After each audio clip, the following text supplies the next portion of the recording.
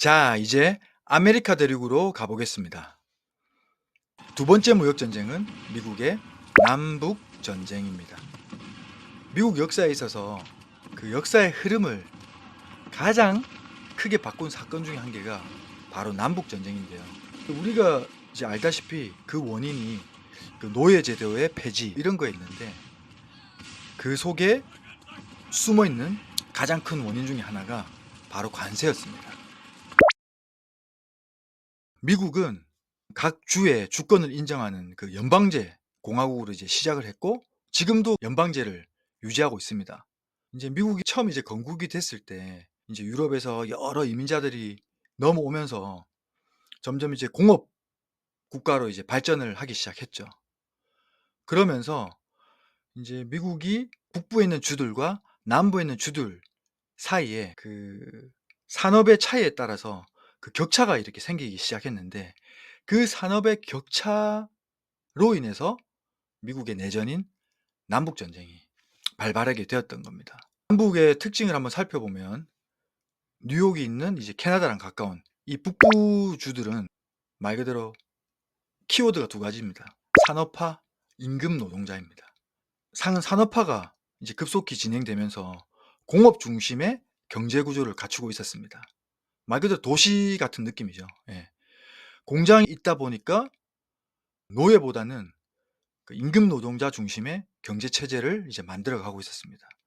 뭐 석유 산업이라든지 공장도 만들고, 뭔가 이제 건설을 계속 해야 되니까 제철업, 그 기계, 뭐 화학공업 이런 것들이 발달하고, 이런 걸 또 실어 날라야 되니까 뭐 철도, 해운, 교통, 그런 기간 산업들도 급속하게 발달을 하고 있었습니다. 이제 이런 도시와 공업화가 되는 북부와는 또 대비되게, 반면 남부는 두 가지 키워드입니다. 농업, 노예 노동입니다.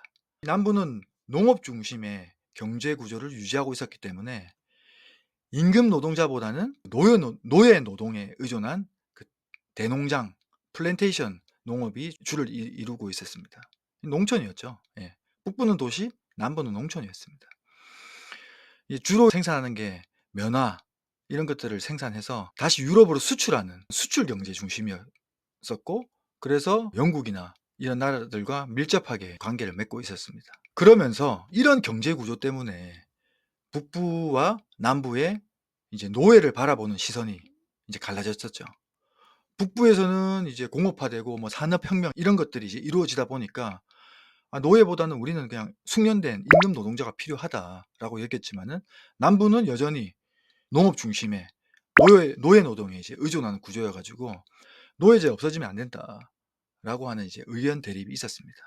이런 이제 구조 하에서 이제 극단적인 대립, 전쟁까지 가게 이제 부추기게 한 게 있는데, 그게 바로 관세였습니다. 자, 관세가 어떤 역할을 했냐? 바로 북부는 관세를 높게 매기자 남부는 폐지하자 주장했습니다. 자, 그 이유가 뭔지 한번 볼게요. 자, 북부는 이제 막 상공업이 막 발달하고 있었습니다. 유럽의 영국은 그때 당시 이제 산업혁명이 일어나면서 이제 전 세계의 상공업을 가장 발전시키고 이끌고 있었어요. 근데 미국이 막 공업이 발달한다고 해도 유럽의 선진 공업국들하고 이 경쟁이 되지 않았거든요. 우리가 알죠? 경쟁이 안 되면 뭐 한다? 품질 좋은 유럽 제품이 미국에 들어오는 걸 막기 위해서 유럽산 물품에 대한 수입 관세를 높게 매겨서 미국에서 만드는 그 생산품을 이제 보호하자 하는 그런 보호 정책을 펴길 바랬겠죠. 예. 반면에 남부는 어땠습니까? 남부는 주로 이제 대규모 농장에서 면화를 재배해 가지고 다시 이거를 유럽 국가에 수출을 했습니다. 근데 만약에 북부 말대로 인제 유럽에서 수입하는 물품에 대해서 관세를 높게 부과해 버리면 유럽 가만히 있겠습니까? 보복 관세를 통해서 또 이제 남부에서 수출하는 그 면화에 대해서도 유럽 입장에서는 그 관세를 매기겠죠. 그래서 남부의 인제 각 주들은 "관세를 부과하면 안 된다. 낮춰야 된다."라고 이제 반대를 또 했었죠.